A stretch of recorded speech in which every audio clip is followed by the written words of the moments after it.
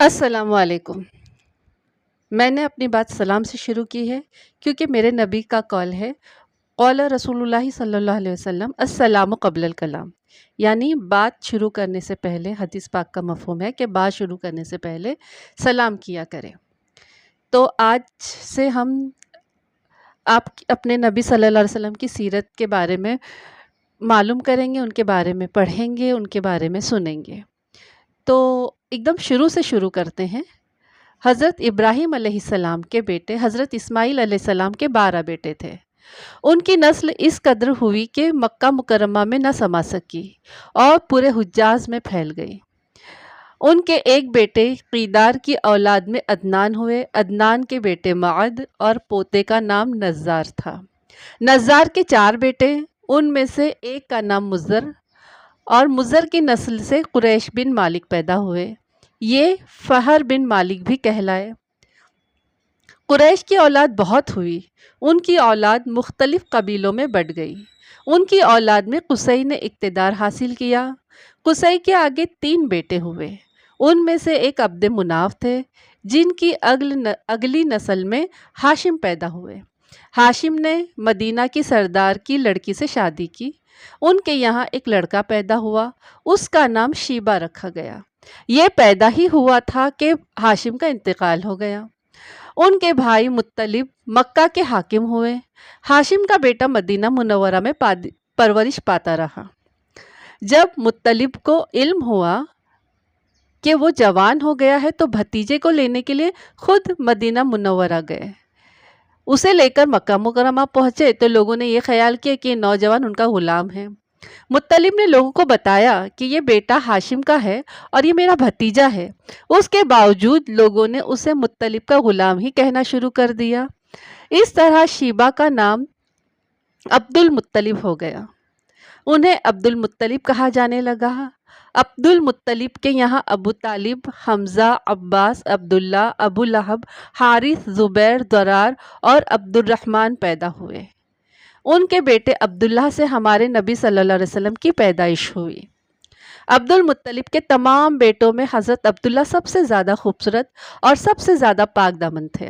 عبد المطلب کو خواب میں زمزم کا کنواں کھودنے کا حکم دیا گیا، یعنی حضرت اسماعیل علیہ السلام کے اس کنویں کو قبیلہ جرہم کے سردار مزاز نے پاٹ دیا تھا، مطلب ختم کر دیا تھا۔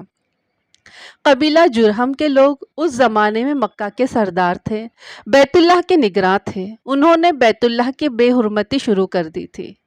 ان کا سردار مزاز بن عمر تھا، وہ اچھا آدمی تھا۔ اس نے اپنے قبیلے کو سمجھایا کہ بیت اللہ کی حرمتی نہ کرو، مگر ان پر کوئی اثر ہی نہیں ہوا۔ جب مزاز نے دیکھا کہ ان پر کوئی اثر نہیں ہوا تو قوم کو ان کے حال پر چھوڑ کر وہاں سے جانے کا فیصلہ کر لیا۔ اس نے اپنا تمام مال و دولت، تلواریں، زریں اور خانہ کعبہ سے نکال کر زمزم کے کنویں میں ڈال دی۔ مطلب جو کچھ بھی خانہ کعبہ میں ان لوگوں کی رکھی ہوئی چیزیں تھی، وہ سارا کے سارا نکال کر زمزم کے کنویں میں ڈال دیا اور اس کو پاٹ دیا۔ کنواں اس سے پہلے ہی خشک ہو چکا تھا، اس کا نام و نشان مٹ گیا تھا۔ مدتوں یہ کنواں بند پڑا رہا۔ اس کے بعد بنو خزاعہ نے بنو جرہم کو وہاں سے مار بھگایا۔ بنو خزاعہ اور قصی کی سرداری کا زمانہ اسی حالت میں گزرا، مطلب کہ کنواں بند رہا، وہاں پر کچھ بھی پانی وغیرہ کے کوئی آثار ہی نہیں تھے۔ کنواں بند رہا یہاں تک کہ قصی کے بعد عبد المطلب کا زمانہ آ گیا۔ انہوں نے خواب میں دیکھا، خواب میں انہیں زمزم کے کنویں کی جگہ دکھائی گئی اور اسے کھودنے کا حکم دیا گیا۔ حضرت علی سے روایت ہے کہ عبد المطلب نے بتایا، میں حجر اسود کے مقام پر سو رہا تھا کہ میرے پاس ایک آنے والا آیا۔ اس نے مجھ سے کہا، طیبہ کو کھودو۔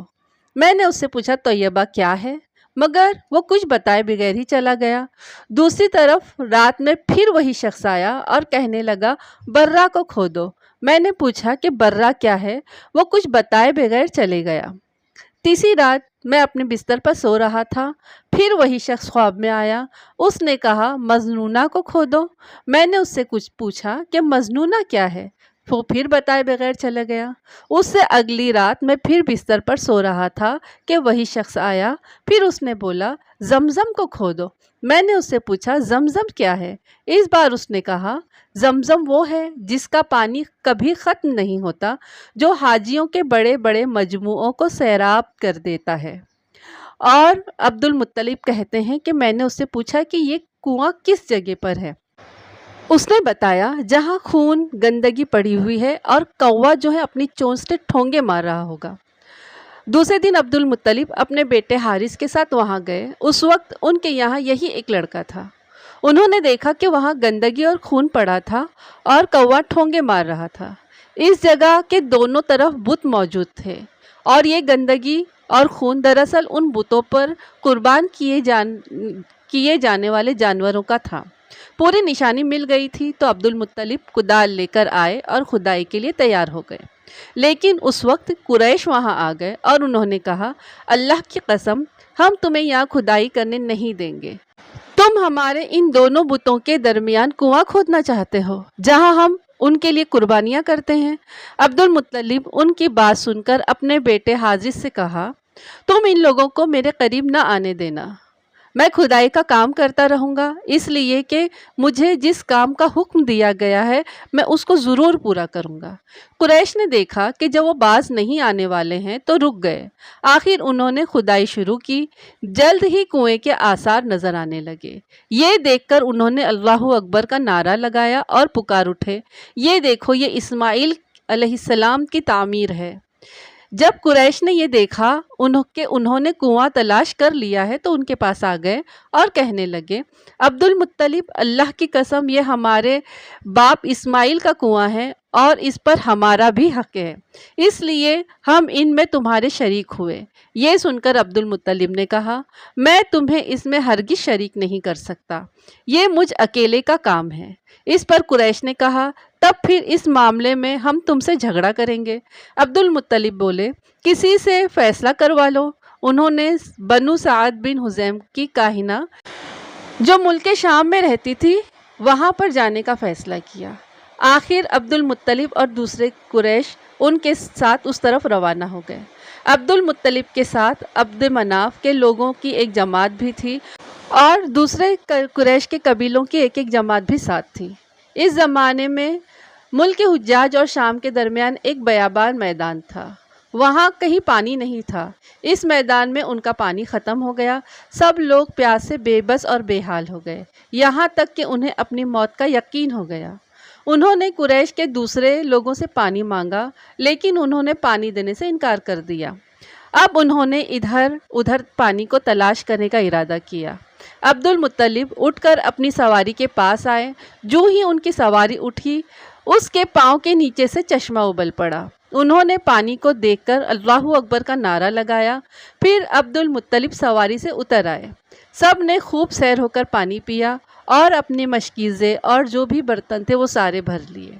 اب انہوں نے قریش کی دوسری جماعت سے کہا آؤ تم بھی سیر ہو کر پانی پی لو۔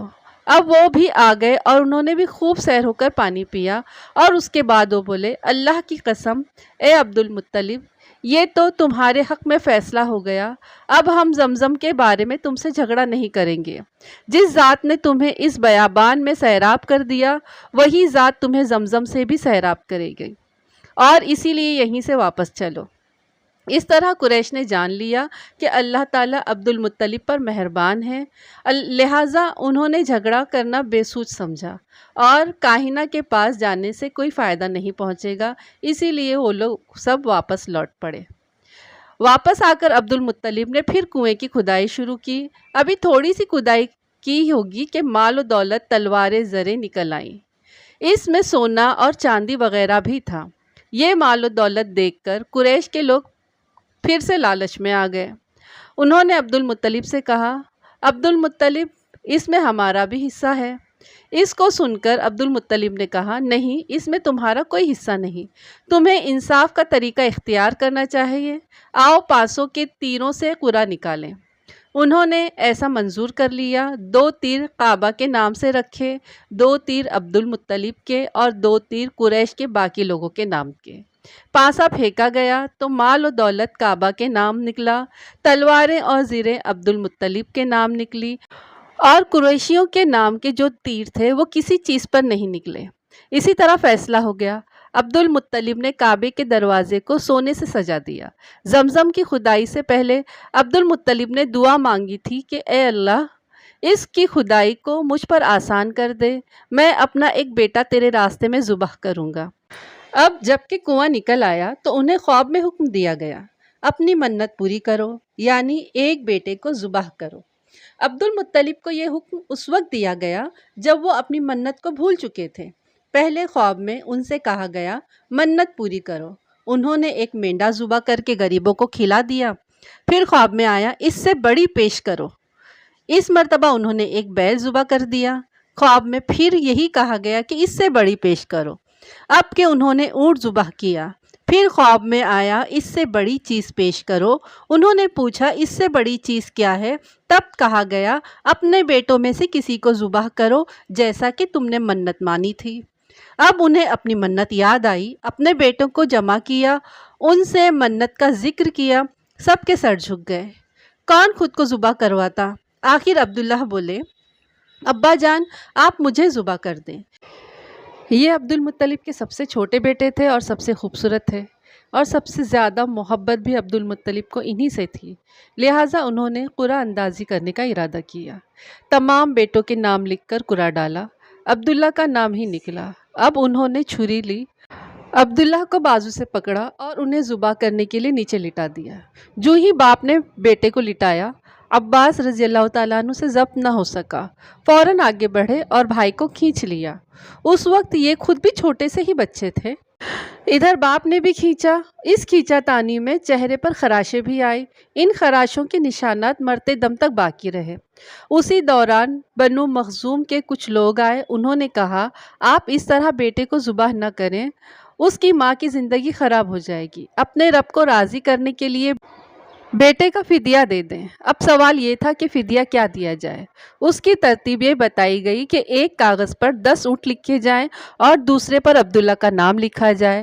اگر 10 اونٹ والی پرچی نکلے تو 10 اونٹ قربان کر دیے جائیں، اگر عبداللہ والی پرچی نکلے تو 10 اونٹ کا اور اضافہ کر دیا جائے، پھر 20 اونٹ والی پرچی اور عبداللہ کا نام والی پرچی ڈالی جائے۔ اب اگر 20 اونٹ والی پرچی نکلے تو 20 اونٹ قربان کر دیے جائیں، ورنہ 10 اونٹ اور بڑھا دیے جائیں۔ اس طرح 10 کر کے اونٹ بڑھاتے جائیں۔ عبد المطلب نے ایسا ہی کیا، 10 اونٹ بڑھاتے چلے گئے، ہر بار عبداللہ کا نام ہی نکلتا چلا گیا، یہاں تک کہ اونٹوں کی تعداد 100 تک پہنچ گئی۔ تب کہیں جا کر اونٹوں والی پرچی نکلی۔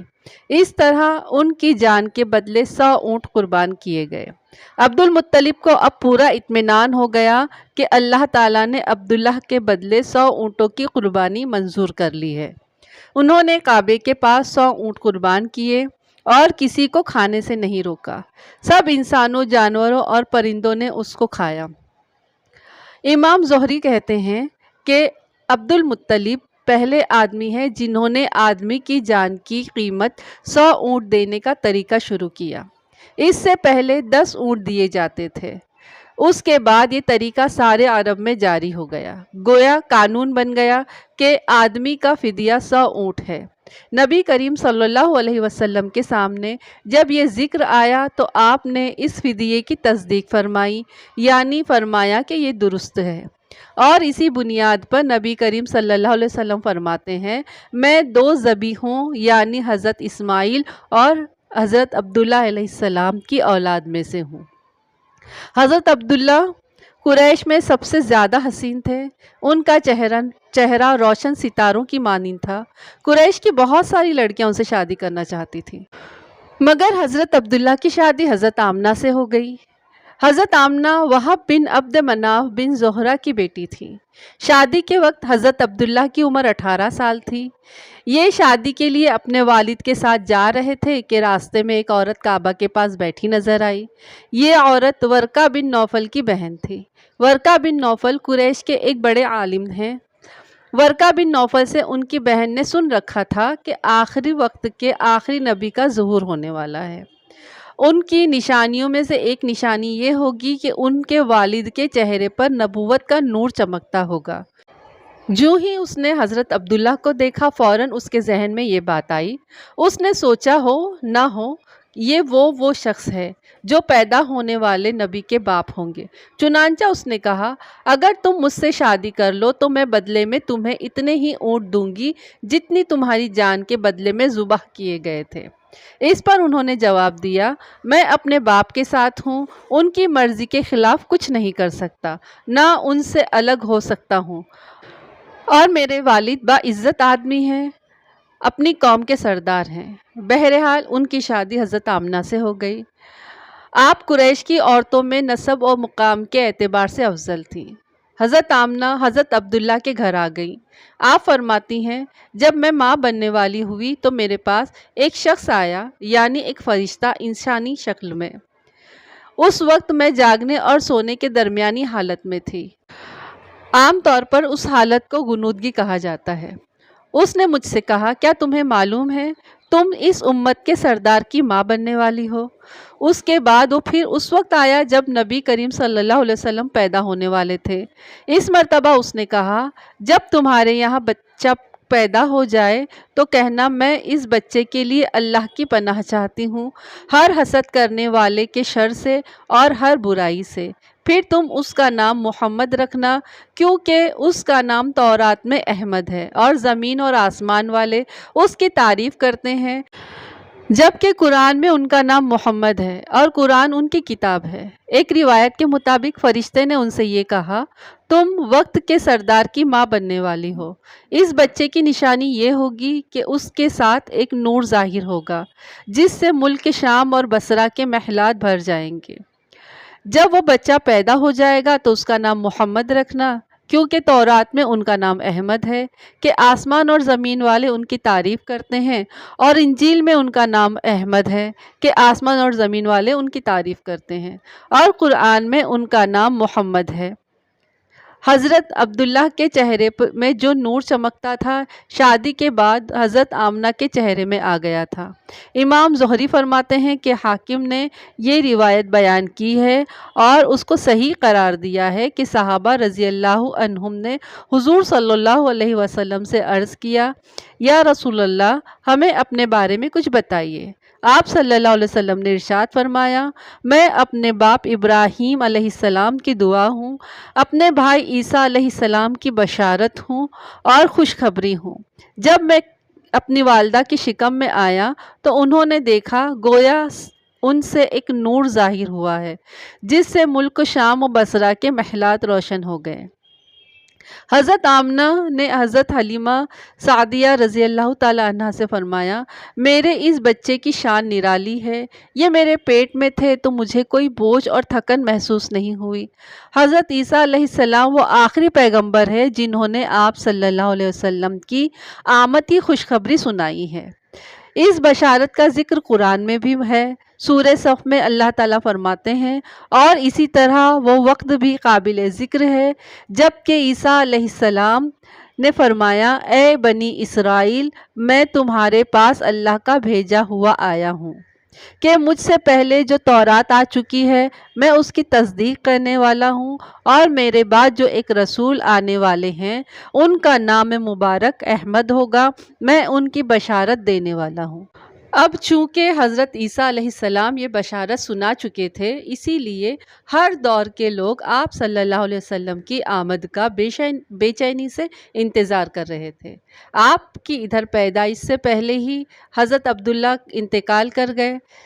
سابقہ کتب میں آپ کی نبوت کی ایک علامت یہ بھی بتائی گئی ہے کہ آپ کے والد کا انتقال آپ کی ولادت سے پہلے ہو جائے گا۔ حضرت عبداللہ ایک تجارتی قافلے کے ساتھ تجارت کے لیے گئے ہوئے تھے، اس دوران بیمار ہو گئے اور کمزور ہو کر واپس لوٹے۔ قافلہ مدینہ منورہ سے گزرا تو حضرت عبداللہ اپنی ننھیال یعنی بنو نجار کی یہاں ٹھہرے۔ ان کی والدہ بنو نجار میں سے تھیں۔ 1 माह तक बीमार रहे और इंतकाल कर गए। इन्हें यहीं पर दफन कर दिया गया। तिजारती काफिला जब हज़रत अब्दुल्ला के बगैर मक्का पहुंचा और अब्दुल मुत्तलिब को पता चला कि उनके बेटे अब्दुल्ला बीमार हो गए हैं और मदीना मुनव्वरा में अपनी ननिहाल में हैं, तो उन्हें लाने के लिए अब्दुल मुत्तलिब ने अपने बेटे ज़ुबैर को भेजा।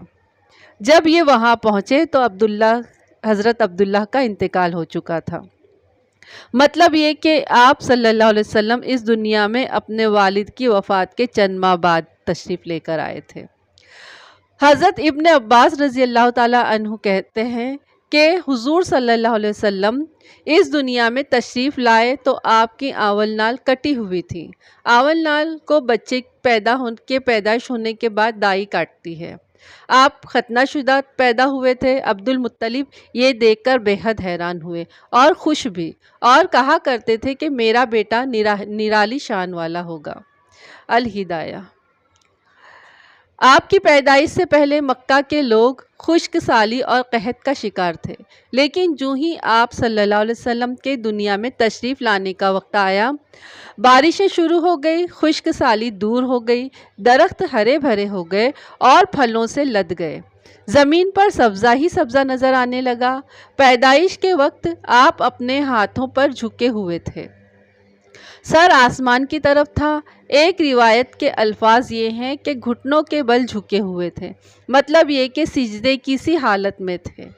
आपकी मुट्ठी बंद थी और शहादत की उठी हुई थी, जैसा कि हम नमाज में उठाते हैं। हमारे नबी सल्लल्लाहु अलैहि वसल्लम फरमाते हैं, जब मेरी वालदा ने मुझे जन्म दिया तो उनसे एक नूर निकला, उस नूर से शाम के महलात जगमगा उठे। आप सल्लल्लाहु अलैहि वसल्लम की वालदा सैयदा आमना फरमाती हैं, मोहम्मद सल्लल्लाहु अलैहि वसल्लम की पैदाइश के वक्त ज़ाहिर होने वाले नूर की रोशनी में मुझे बसरा में चलने वाले ऊँटों की गर्दनें तक नज़र आईं। अल्लामा सहली रहमतुल्लाह अलैह ने लिखा है कि जब आप सल्लल्लाहु अलैहि वसल्लम पैदा हुए तो आपने अल्लाह की तारीफ़ की।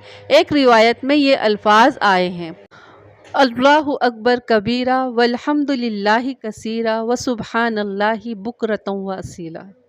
अल्लाह ताला सबसे बड़ा है, अल्लाह ताला की बेहद तारीफ़ है और मैं सुबह व शाम अल्लाह की पाकी बयान करता हूँ। आपकी विलादत किस दिन हुई? इस बात पर सबका इत्तेफाक है कि वो पीर का दिन था। आप सुबह फजर तुलू होने के वक्त दुनिया में तशरीफ़ लाए।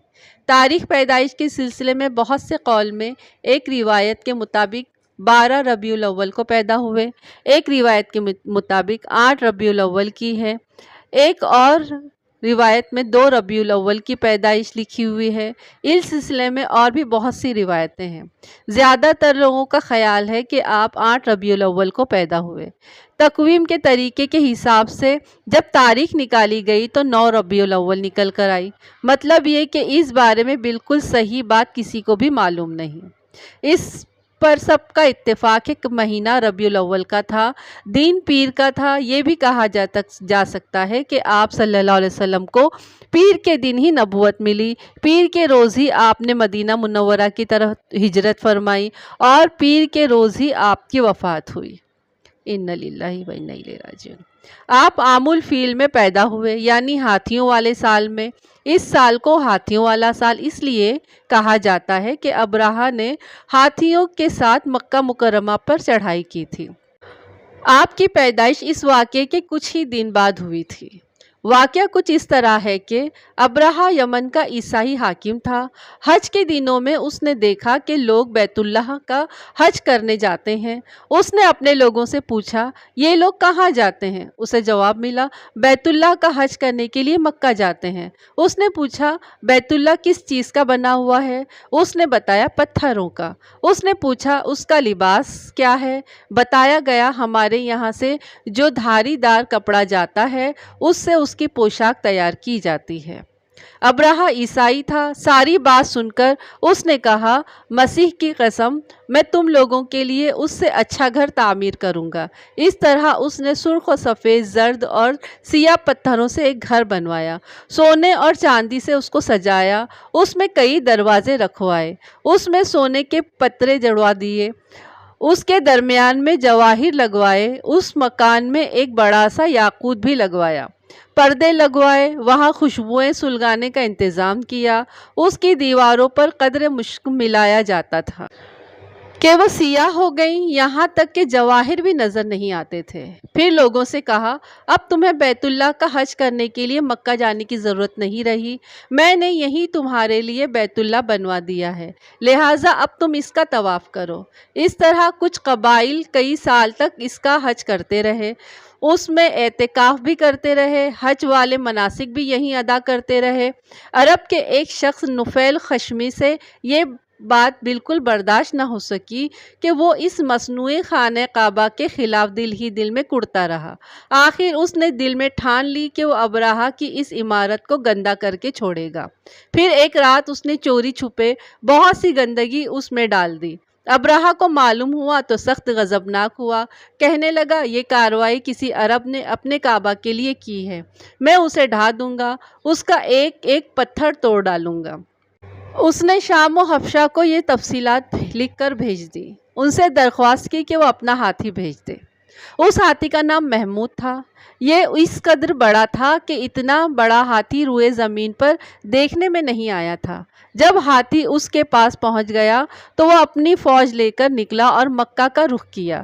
یہ لشکر جب مکہ کے قریب و جوار پہنچا تو ابراہہ نے فوج کو حکم دیا کہ ان لوگوں کے جانور لوٹ لیے جائیں۔ اس کے حکم پر فوجیوں نے جانور پکڑ لیے، ان میں عبد المطلب کے اونٹ بھی تھے۔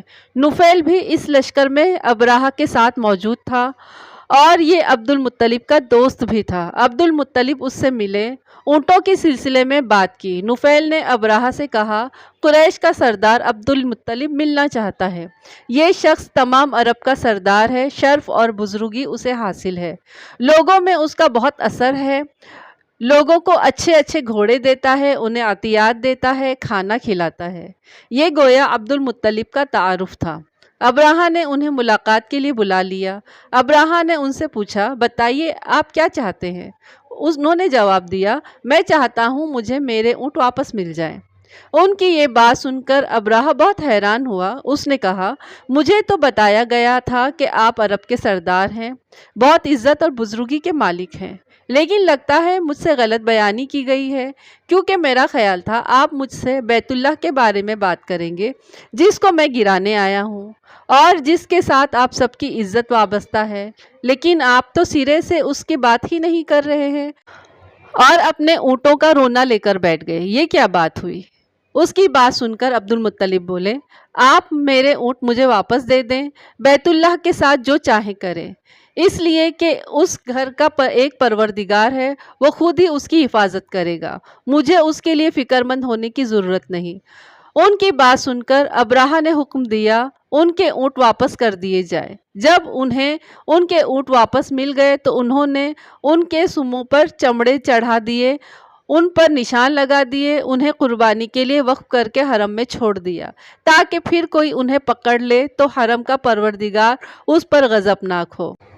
پھر عبد المطلب ہیرا پہاڑ پر چڑھ گئے، ان کے ساتھ ان کے کچھ دوست بھی تھے۔ انہوں نے اللہ سے درخواست کی، اے اللہ، انسان اپنے سامان کی حفاظت کرتا ہے، تو اپنے سامان کی حفاظت کر۔ ادھر سے ابراہہ اپنا لشکر لے کر آگے بڑھا، وہ خود ہاتھی پر سوار لشکر کے درمیان میں موجود تھا۔ ایسے میں اس کے ہاتھی نے آگے بڑھنے سے انکار کر دیا، وہ زمین پر بیٹھ گیا۔ ہاتھی بانوں نے اسے اٹھانے کی کوشش کی لیکن وہ نہ اسے اٹھا سکے۔ انہوں نے اس کے اوپر ضربیں لگائی، اس کے سر پہ ضربیں لگائیں، سوئیاں چبھوئیں مگر وہ کھڑا نہ ہوا۔ کچھ سوچ کر انہوں نے اس کا رخ یمن کی طرف کیا تو وہ فوراً ہی چلنے لگا۔ اس کا رخ پھر مکہ کی طرف کیا گیا تو پھر وہ رک گیا۔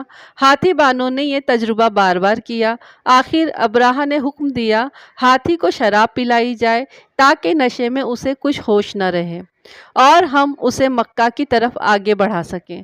چنانچہ اسے شراب پلائی گئی لیکن اس پر اس کا کوئی اثر نہ ہوا۔ ابراہہ کے ہاتھی کو اٹھانے کی مسلسل کوششیں جاری تھیں کہ اچانک سمندر کی طرف سے ان کی طرف اللہ تعالیٰ نے ابابیلوں کو بھیج دیا۔ وہ ٹڈیوں کے جھنڈ کی طرح آئیں۔ دوسری طرف عبد المطلب مکہ میں داخل ہوئے، حرم میں پہنچے اور کعبہ کے دروازے کی زنجیر پکڑ کر ابراہہ اور اس کے لشکر کے خلاف فتح کی دعا مانگی۔ ان کی دعا کے الفاظ یہ تھے: اے اللہ، یہ بندہ اپنے قافلے، اپنی جماعت کی حفاظت کر رہا ہے، تو اپنے گھر کی حفاظت، بیت اللہ کی حفاظت فرما، ابرہہ کا لشکر فتح نہ حاصل کر سکے، ان کی طاقت تیری طاقت کے آگے کچھ بھی نہیں۔ آج سلیب کامیاب نہ ہو۔ سلیب کا لفظ اس لیے بولا کہ ابرہہ عیسائی تھا اور سلیب کو عیسائی اپنی نشان کے طور پر ساتھ لے کر چلتے ہیں۔ اب انہوں نے اپنی قوم کو ساتھ لیا اور ہیرا پہاڑ پر چڑھ گئے، کیونکہ ان کا خیال تھا کہ وہ ابرہہ کا مقابلہ نہیں کر سکیں گے، اور پھر اللہ تعالیٰ نے پرندوں کے جھنڈ بھیج دیے۔ یہ پرندے چڑیا سے قدرے بڑے تھے، ان میں سے ہر پرندے کے چونچ میں پتھر کے 3 ٹکڑے تھے۔ یہ پتھر پرندوں نے ابرہہ کے لشکر پر گرانے شروع کر دیے۔ جو ہی یہ پتھر ان پر گرے، ان کے ٹکڑے ٹکڑے ہو گئے، بالکل اسی طرح جیسے آج کسی جگہ کے اوپر بم گرا دیا جائے تو جسموں کے ٹکڑے اڑ جاتے ہیں۔ ابرہہ کا ہاتھی محمد البتہ ان کنکریوں سے محفوظ رہا، باقی سب ہاتھی تہس نہس ہو گئے۔ یہ ہاتھی 13 عدد تھے، سب کے سب کھائے ہوئے نحوست کی مانند ہو گئے، جیسا کہ سورۃ الفیل میں آتا ہے۔ ابرہہ اور اس کے کچھ ساتھی تباہی کا یہ منظر دیکھ کر بری طرح بھاگے، لیکن پرندوں نے ان کو بھی نہ چھوڑا۔ ابرہہ کے بارے میں طبقات میں لکھا ہے کہ اس کے جسم کا ایک ایک عضو الگ الگ ہو کر گرتا چلا گیا، یعنی وہ بھاگ رہا تھا اور اس کے جسم کا ایک ایک حصہ الگ ہو کر گر رہا تھا۔ دوسری طرف عبد المطلب اس انتظار میں تھے کہ کب حملہ ہوتا ہے، لیکن حملہ آور جب مکہ میں داخل نہ ہوئے تو وہ حالات معلوم کرنے کے لیے نیچے اترے۔ مکہ سے باہر نکلے تب انہوں نے دیکھا سارا لشکر تباہ ہو چکا ہے، خوب مال غنیمت ان کے ہاتھ لگا، بے شمار سامان ہاتھ آیا، مال میں سونا چاندی بھی بے تحاشا تھا۔ لشکر میں سے کچھ لوگ ایسے بھی تھے جو واپس نہیں بھاگے تھے، یہ مکہ میں رہ گئے تھے۔ ان میں ابرہہ کے ہاتھی کا مہاوت بھی تھا، جو محمود کو آگے لانے میں ناکام رہا تھا۔ ہمارے نبی صلی اللہ علیہ وسلم اس واقعے کے چند دن بعد پیدا ہوئے۔ آپ جس مکان میں پیدا ہوئے وہ صفا پہاڑی کے قریب تھا۔ حضرت کعب بن احبار رضی اللہ تعالیٰ عنہ سے روایت ہے کہ میں نے تورات میں پڑھا تھا کہ رسول اللہ صلی اللہ علیہ وسلم کی پیدائش مکہ میں ہوگی۔ یہ کعب پہلے یہودی تھے، اسی لیے تورات پڑھا کرتے تھے۔ دنیا میں آتے ہی حضور صلی اللہ علیہ وسلم روئے۔ حضرت عبد الرحمن بن عوف رضی اللہ تعالیٰ عنہ کی والدہ کہتی ہیں کہ جب حضرت آمنہ کے یہاں ولادت ہوئی تو میں وہاں موجود تھی۔ آپ صلی اللہ علیہ وسلم میرے ہاتھوں میں آئے، یہ غالباً دایا تھی، ان کا نام شفا تھا۔ فرماتی ہیں جب آپ میرے ہاتھوں میں آئے تو روئے۔ آپ صلی اللہ علیہ وسلم کے دادا عبد المطلب کو آپ کی ولادت کی اطلاع دی گئی۔ وہ اس وقت خانہ کعبہ کا طواف کر رہے تھے۔ اطلاع ملنے پر گھر آئے، بچے کو گود میں لیا۔ اس وقت آپ کی والدہ نے ان سے کہا، یہ بچہ عجیب ہے، سجدے کی حالت میں پیدا ہوا ہے، یعنی پیدا ہوتے ہی اس نے پہلے سجدہ کیا، پھر سجدے سے سر اٹھا کر انگلی آسمان کی طرف اٹھائی۔ عبد المطلب نے آپ صلی اللہ علیہ وسلم کو دیکھا، اس کے بعد آپ کو کعبہ میں لے کر آئے، آپ کو گود میں لیے طواف کرتے رہے، پھر واپس لا کر حضرت آمنہ کو دیا۔ آپ کو عرب کے دستور کے مطابق ایک برتن سے ڈھانپ دیا گیا، لیکن وہ برتن ٹوٹ کر آپ کے اوپر سے ہٹ گیا۔ اس وقت آپ اپنا انگوٹھا چوستے ہوئے نظر آئے۔ اس موقع پر شیطان بری طرح چیخا۔ تفسیر ابن مخلد میں ہے کہ شیطان صرف 4 بار چیخا ہے۔ پہلی مرتبہ اس وقت جب اللہ تعالیٰ نے اسے ملعون ٹھہرایا تھا، دوسری مرتبہ اس وقت جب اسے زمین پر اتارا گیا، تیسری مرتبہ اس وقت چیخا جب آپ صلی اللہ علیہ وسلم کی پیدائش ہوئی، اور چوتھی مرتبہ اس وقت جب نبی کریم صلی اللہ علیہ وسلم پر سورہ فاتحہ نازل ہوئی۔ اس موقع پر حضرت حسان بن ثابت کہتے ہیں کہ میں 8 سال کا تھا، جو کچھ دیکھتا اور سنتا تھا اس کو سمجھتا تھا۔ ایک صبح میں نے یثرب یعنی مدینہ منورہ میں ایک یہودی کو دیکھا، وہ ایک اونچے ٹیلے پر چڑھ کر چلا رہا تھا۔ لوگ اس یہودی کے گرد جمع ہو گئے اور بولے، کیا بات ہے، کیوں چیخ رہے ہو؟ یہودی نے جواب دیا، احمد کا ستارہ طلوع ہو گیا ہے اور وہ آج رات پیدا ہو گئے ہیں۔ حضرت حسان بن ثابت رضی اللہ تعالیٰ عنہ بعد میں 60 سال کی عمر میں مسلمان ہوئے تھے۔ 120 سال کی عمر انہوں نے پائی۔ گویا ایمان کی حالت میں 60 سال تک وہ زندہ رہے۔ بہت اچھے شاعر تھے۔ نبی کریم صلی اللہ علیہ وسلم کی اپنے اشعار میں تعریف کیا کرتے تھے اور دشمنوں کی برائی اشعار میں بیان کرتے تھے۔ غزوات کے موقع پر اشعار کے ذریعے مسلمانوں کو جوش دلاتے تھے۔ اسی بنیاد پر انہیں شاعر رسول کا خطاب بھی ملا تھا۔ حضرت کعب بن احبار فرماتے ہیں کہ میں نے تورات میں پڑھا ہے کہ اللہ تعالیٰ نے حضرت موسیٰ علیہ السلام کو آپ صلی اللہ علیہ وسلم کی ولادت کی خبر دے دی تھی۔ حضرت موسیٰ علیہ السلام نے اپنی قوم بنی اسرائیل کو اس کی اطلاع دے دی تھی۔ اس سلسلے میں انہوں نے فرمایا تھا، تمہارے نزدیک مشہور چمکدار ستارہ ہے، جب وہ حرکت میں آئے گا تو وہی وقت رسول اللہ صلی اللہ علیہ وسلم کی پیدائش کا ہوگا۔ یہ خبر بنی اسرائیل کے علماء ایک دوسرے کو دیتے چلے آ رہے تھے۔ اس طرح بنی اسرائیل کو آپ صلی اللہ علیہ وسلم کی ولادت کا وقت، یعنی آپ صلی اللہ علیہ وسلم کی پیدائش کا وقت اور اس کی علامت معلوم تھی۔ حضرت عائشہ رضی اللہ تعالیٰ عنہا سے روایت ہے کہ ایک یہودی عالم مکہ میں رہتا تھا۔ جب وہ رات آئی جس میں آپ صلی اللہ علیہ وسلم کی پیدائش ہوئی تو وہ قریش کے ایک مجلس میں بیٹھا تھا۔ اس نے کہا، کیا تمہارے یہاں آج کوئی بچہ پیدا ہوا ہے؟ لوگوں نے کہا، ہمیں تو نہیں معلوم۔ اس پر یہودی نے کہا، میں جو کچھ کہتا ہوں اسے سن کر اچھی طرح سمجھ لو۔ آج اس امت کا آخری نبی پیدا ہو گیا ہے اور قریش کے لوگوں وہ تم میں سے ہے، یعنی قریشی ہے۔ اس کے کاندھے کے پاس ایک علامت یعنی مہر نبوت ہے۔ اس میں بہت زیادہ بال ہیں، یعنی گھنے بال ہیں، اور یہ نبوت کا نشان ہے، نبوت کی دلیل ہے۔ اس بچے کی ایک علامت یہ ہے کہ وہ 2 رات تک دودھ نہیں پیے گا۔ ان باتوں کا ذکر اس کی نبوت کی علامت کے طور پر پرانی کتابوں میں موجود ہے۔ علامہ ہجر نے لکھا ہے کہ یہ بات درست ہے کہ آپ صلی اللہ علیہ وسلم نے 2 دن تک دودھ نہیں پیا۔ یہودی عالم نے یہ باتیں بتائی تو لوگ وہاں سے اٹھ کر چلے گئے۔ انہیں یہودی کی باتیں سن کر بہت حیرت ہوئی تھی، لیکن جب وہ اپنے اپنے گھر پہنچے اور ان لوگوں نے اپنے گھر میں یہ بات بتائی، عورتوں کو چونکہ حضرت آمنہ کے یہاں بیٹا پیدا ہونے کی خبر مل چکی تھی، اس لیے انہوں نے اپنے مردوں کو بتا دیا۔ تو انہوں نے کہا، ذرا چل کر دیکھیں، مجھے بھی بچہ دکھائے۔ وہ لوگ اس یہودی کو لیے حضرت آمنہ کے گھر کے باہر آئے، ان سے بچہ دکھانے کی درخواست کی۔ آپ نے بچے کو کپڑے سے نکال کر انہیں دے دیا۔ ان لوگوں نے آپ کے کاندھے پر سے کپڑا ہٹایا۔ یہودی کی نظر جو ہی مہر نبوت پر پڑی، وہ فوراً بے ہوش ہو کر گر پڑا۔ اسے ہوش آیا تو لوگوں نے اس سے پوچھا، تمہیں کیا ہو گیا تھا؟ جواب میں اس نے کہا، میں اس غم سے بے ہوش ہو گیا تھا کہ میری قوم میں سے نبوت ختم ہو گئی، اور اے قریشوں، اللہ کی قسم، یہ بچہ تم پر زبردست غلبہ حاصل کرے گا اور اس کی شہرت مشرق و مغرب تک پھیلے گی۔ آج کے لیے بس اتنا ہی۔ انشاءاللہ اس کے آگے سے ہم کل سنیں گے۔ تب تک کے لیے آپ لوگ اپنا خوب خیال رکھیے، مجھے دعا میں یاد رکھیے، اور ملتے ہیں پھر اگلے ایپیسوڈ کے ساتھ میں۔ Subscribe, like, comments, share please please please. چلیے، السلام علیکم، اللہ حافظ۔